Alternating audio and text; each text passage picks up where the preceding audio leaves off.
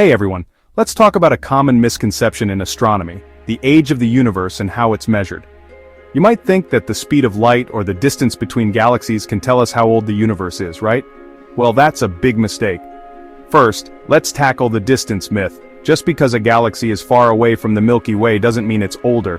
Distance cannot determine age. Think about it like this.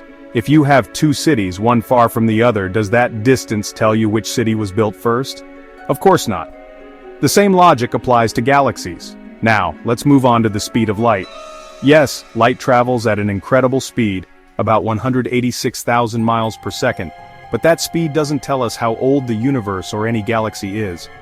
The speed of light might tell us how long it takes for light to travel from point A to point B, but it can't reveal how old the traveler, or in this case, the universe, is. Let's break it down with a simpler analogy. Imagine a train and its tracks were built in the 1800s. If you want to know how old they are, you look at the years that have passed since their creation, right? In this case, they'd be 225 years old. However, the speed of the train or the distance between two cities doesn't tell you anything about the age of the train or the tracks. It only tells you how long the train will take to travel between those 2 points.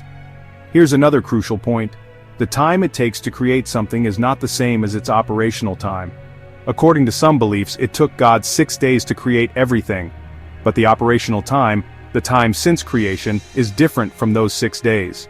So, even though light travels incredibly fast, it doesn't mean the universe was created billions of years ago. It just tells us that light can cover vast distances in a very short amount of time. Creation time and operational time are two different things. Scientists often use the speed of light and distances to estimate the universe's age, but these are the wrong tools and indicators.